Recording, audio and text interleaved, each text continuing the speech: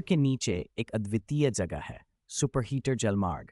यहाँ पानी गर्म होता है और खरा होता जाता है और फिर अंत में वापस ठंडा होकर ऊपर आता है। इसका रहस्य है कि यहाँ जलमार्ग के किनारे से ऊपर की ओर गैस निकलती है जिससे पानी गर्म होता है। इस प्रक्रिया को जानकर वैज्ञानिकों ने और समझाया कि किस प्रकार समुद्री जीवों के लिए यह स्थान एक सुरक्षित और स्थिर परिसर हो सकता है।